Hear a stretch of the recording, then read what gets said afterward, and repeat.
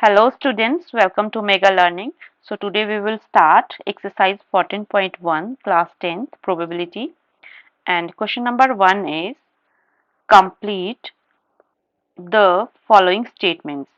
Question number 1 में हमें given statements को रीड करके उनको कंप्लीट करना है. So let's start. फर्स्ट जो आपको स्टेटमेंट गिवन है that is probability of an event E plus probability of the event not E is equal to what. So यहाँ पर हमें बोला है कि किसी भी इवेंट के होने की probability and probability of not happening the event कितनी होगी. हमने इंट्रोडक्शन वीडियो में ये पार्ट किया था जिसमें हमने पढ़ा था कि probability of happening an event plus not happening an event is equal to 1 होती है. Let's start.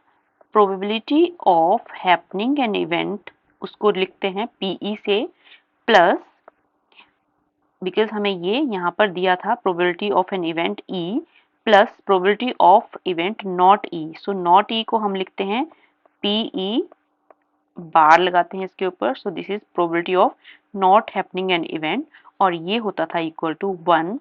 According to this relation हमारे पास इस स्टेटमेंट में यहाँ पर आंसर आएगा 1. That probability of happening event plus probability of not happening an event is always equal to 1 होता है. So let's start now. Second part, probability of an event that cannot happen is what? Such an event is called what? So इसमें हमें बोला है कि probability of an event that cannot happen, कोई ऐसा event जो हो ही नहीं सकता है उसकी प्रोबेबिलिटी कितनी होती है और उसका नाम क्या है. हमने ये भी पढ़ा था कि कोई भी इवेंट जो हो ही नहीं सकता उसका नाम होता था इम्पॉसिबल इवेंट. ऐसा कोई इवेंट जो हो ही नहीं सकता तो उसको हम बोलते हैं इम्पॉसिबल इवेंट और उसकी जो प्रोबेबिलिटी होती थी वो होती थी आपके पास 0.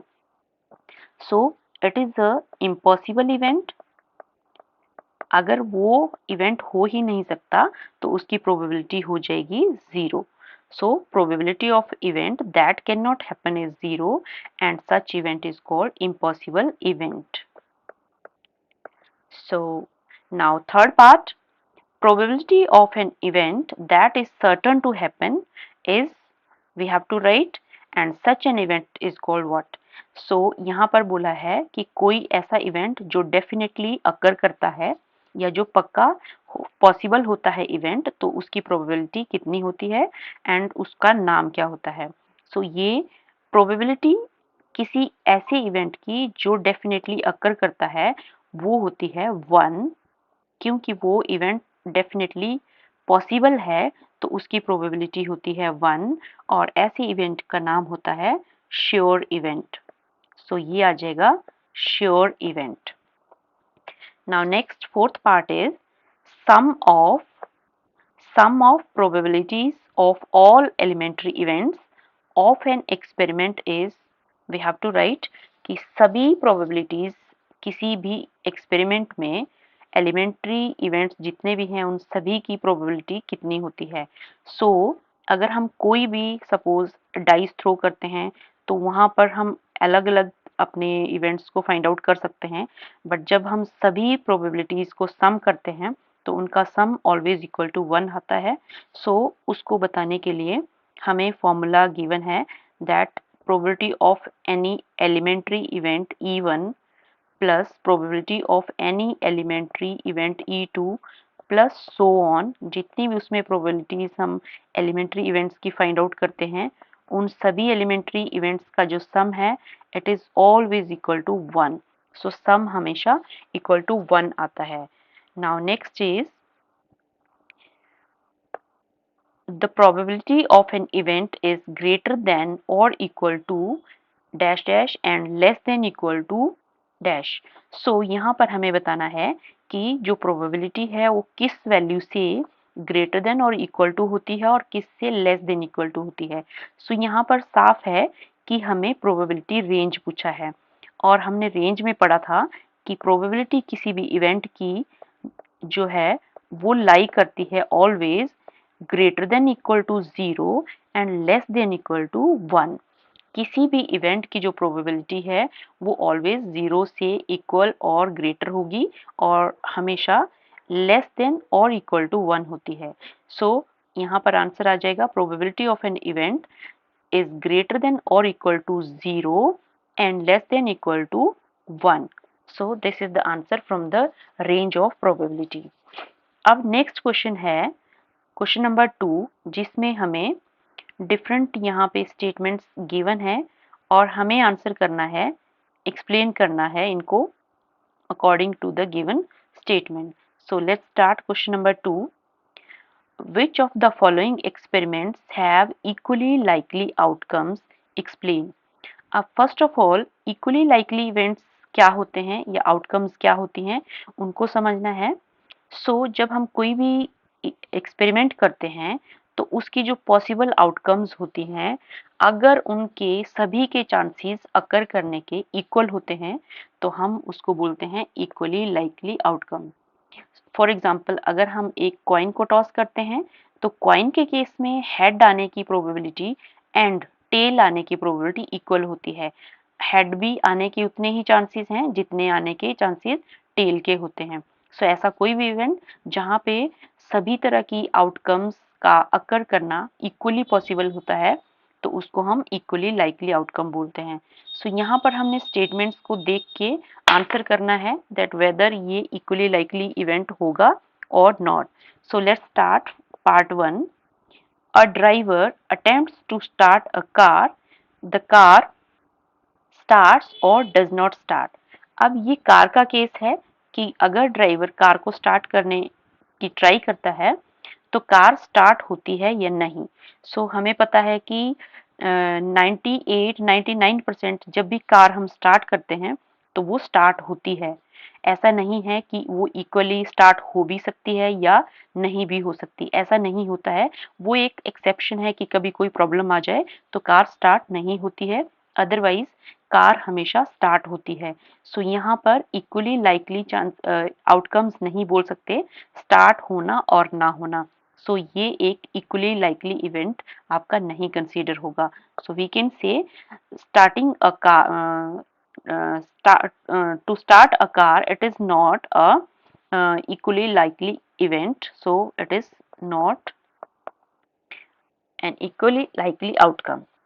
Similarly, second part हमें बोला है a player attempts to shoot a basketball. She or he shoots or misses the shot. अब कोई प्लेयर है जो कि बास्केटबॉल को शूट करने की कोशिश करता है बास्केट में. इस केस में हमें बताना है कि वो शूट कर पाता है या मिस कर जाता है उसके शॉट को. डेफिनेटली अगर एक प्लेयर कोई गेम खेलेगा तो वो मैक्सिमम चांसेस है कि वो उसको शूट कर जाएगा और कभी कभार मिस भी कर सकते हैं. इक्वली चांसेस ऐसे नहीं है कि वो शूट भी कर सकता है और मिस भी कर सकता है. वहां पर ज्यादा चांसेस होते हैं कि प्लेयर है, ही हैज एक्सपीरियंस, डेफिनेटली वो शूट करने के चांसेस ज्यादा रहते हैं. Again this is not a equally likely outcome. We will write this is not a equally likely outcome. Third आपके पास एग्जाम्पल है. थर्ड पार्ट में हमें बोला है a trial is made to answer a true false question. The answer is right और wrong. अगर एक ट्रू फॉल्स क्वेश्चन का आंसर करने की हमें ट्रायल दिया गया है तो उस क्वेश्चन में हमारा जो आंसर है इट कुड बी राइट और wrong. According to this statement we can say कि यस, ये एक इक्वली लाइकली आउटकम हो सकता है. ये एक इक्वली लाइकली आउटकम हो सकता है. लास्ट है a baby is born, it is a boy और अ गर्ल. जब एक न्यू बॉर्न बेबी होना होता है तो उस केस में वो बॉय होगा या गर्ल होगा, we can not predict. There are equal chances of having a boy और अ गर्ल. तो हम इस केस में बोल सकते हैं कि ये जो आउटकम होगी वो एक इक्वली लाइकली आउटकम होगी. बॉय भी हो सकता है एंड गर्ल भी हो सकती है. We can say yes, it is a equally likely outcome. ये हमारा क्वेश्चन नंबर 2 कंप्लीट हो गया. Now let's proceed to question number 3. Question number 3 में वी आर गिवन स्टेटमेंट है why is tossing a coin considered to be a fair way of deciding which team should get the ball at the beginning of a football game.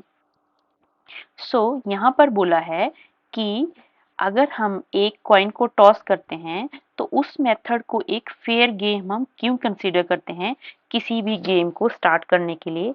यहाँ पर हमें football game बोला है, तो game को start करने के लिए हमें हमेशा कॉइन टॉस करने की जो एक मेथड यूज किया जाता है उसको हम एक फेयर वे इसलिए मानते हैं बिकॉज जब हम एक कॉइन को टॉस करते हैं तो वहां पर इक्वल चांसेस है कि हमें एक हेड भी आ सकता है और टेल भी आ सकता है। सो कोई प्रेफरेंस नहीं है कि हेड आ सकता है और टेल नहीं आ सकता है, इक्वल चांसेस हैं, हेड भी हो सकता है टेल भी हो सकता है। सो अकॉर्डिंगली ये एक राइट मेथड है डिसाइड करने का कि टॉस कॉइन को टॉस करके हम डिसाइड कर सकते हैं कि कौन सा जो टीम है वो किसी भी गेम को स्टार्ट करेगा। So that's why tossing a coin is a fair way of deciding which team should get the ball at the beginning of the that game. Now question number 4. Question number 4 है which of the following cannot be probability of an event? So यहाँ पर हमें 4 options दी हैं, इनमें हमें बताना है कि कौन सी जो वैल्यू है वो किसी भी इवेंट की प्रोबेबिलिटी नहीं हो सकती है। इसका आंसर समझने के लिए we have to check once range of probability. हमने अभी क्वेश्चन नंबर 1 में भी देखा कि जो प्रोबेबिलिटी है उसकी range of probability always lies between probability of any event always lies between 0 and 1 means किसी भी इवेंट की जो प्रोबेबिलिटी है वो ऑलवेज 0 से बड़ी या 0 के इक्वल होती है और लेस देन इक्वल टू 1 होती है। मीन्स वी कैन से 0 और 1 के बीच में जो प्रोबेबिलिटी है वो लाई करनी चाहिए। सो 0 और 1 ये सारी जो रेंज है ये एक पॉजिटिव वैल्यू को शो करती है। सो अगर हम यहाँ पर चेक करते हैं 2/3 हमें एक वैल्यू देती है, अगर हम इसको डेसिमल में भी चेक करते हैं तो ये 0.6 समथिंग हमें आगे वैल्यू देगी। सेकेंड जो पार्ट है वहां पर हमें नेगेटिव वैल्यू गिवन है। सो एज रेंज जो है वो 0 और 1 के बीच में लाई करती है which is positive value. So definitely ये जो सेकेंड पार्ट है बी ये वाली प्रोबेबिलिटी पॉसिबल नहीं होगी। थर्ड पार्ट में भी हम कैलकुलेट कर सकते हैं 15% मीन्स 15/100 और we can say this is equal to 0.15। So ये प्रोबेबिलिटी भी आपकी 0 से ग्रेटर है and this is also greater than 0। So A C and D part में जो प्रोबेबिलिटी है वो पॉसिबल वैल्यू है, रेंज के विद इन लाई कर रही है, बट जो बी पार्ट है उसमें हमें नेगेटिव वैल्यू गिवन है and negative value of probability is not allowed. So we will say that this value or this answer, this probability is not possible. So I hope कि आपको यहाँ तक clear हुआ होगा। अब let's start fifth question. Fifth question में हमें बोला है if probability is equal to 0.05 what is the probability of not E? बहुत सिंपल क्वेश्चन है, ये आपको किसी इवेंट के होने की प्रोबेबिलिटी गिवन है यहाँ पर और वैल्यू है 0.05। अब पूछा है कि उस इवेंट के ना होने की प्रोबेबिलिटी कितनी होगी। सो जो हमने रिलेशन इसमें पढ़ा है दैट किसी भी इवेंट की probability of occurrence PE plus probability of not occurrence PE naught is equal to 1 होती है। सो अगर यहाँ पे हम सब्सटीट्यूट करें PE की वैल्यू जो कि हमें दी है 0.05, सो ये हो जाएगा 0.05 plus PE naught equal to 1। So यहाँ से हम कैलकुलेट कर सकते हैं that PE naught is equal to 1 minus 0.05 which gives a value 0.95. So ये हमें वैल्यू मिल गई probability of not happening the event. So that was question number 5. अब हम चलते हैं क्वेश्चन नंबर 6 पे. क्वेश्चन नंबर 6 है a bag contains lemon flavored candies only. किसी बैग में लेमन फ्लेवर की कैंडीज हैं. Malini takes out one candy without looking into the bag. What is the probability that she takes out an orange flavored candy? और second option है a lemon flavored candy. So as we know कि जो bag है उसमें सिर्फ और सिर्फ lemon flavour की कैंडीज हैं. सो जब भी मालिनी उसमें से रैंडमली कोई भी कैंडी बाहर निकालती है बैग से, सो हमें फाइंड आउट करना है कि फर्स्ट पार्ट में ऑरेंज फ्लेवर की कैंडी उसको मिलेगी या नहीं. अब हमें पता है कि जो बैग है उसमें ओनली लेमन फ्लेवर की कैंडीज है. सो अगर बैग में सिर्फ और सिर्फ लेमन फ्लेवर की कैंडीज हैं तो क्या हमें ऑरेंज फ्लेवर की कैंडी मिल सकती है? So no, we can not get orange flavour candy when it is only lemon flavored candies in the bag. So what is the probability that she takes out an orange flavor candy? So probability of orange flavored candy is equal to 0 आ जाएगा, because ये impossible event होगा. जब bag में lemon flavour candies हैं तो orange flavour candy हमें नहीं मिल सकती. सो ये आपके पास इस इवेंट की जो प्रोबेबिलिटी है that will be equal to 0. Second आपके पास आ जाता है कि कितने चांसेस हैं कि जो आप कैंडी बाहर निकालते हो वो लेमन फ्लेवर्ड कैंडी है. सो बिकॉज बैग में तो सिर्फ और सिर्फ लेमन फ्लेवर की कैंडीज हैं तो डेफिनेटली जो कैंडी बाहर निकालती है उसकी probability it is equal to 1. So इसकी प्रोबेबिलिटी हमारे पास 1 हो जाएगी. सो ये हमारा क्वेश्चन नंबर 6 कंप्लीट होता है. और आई होप यहाँ तक आपको सभी क्वेश्चन अच्छे से क्लियर हुए होंगे. हम नेक्स्ट वीडियो में मिलेंगे with the next questions of the same exercise. Till then, bye, take care.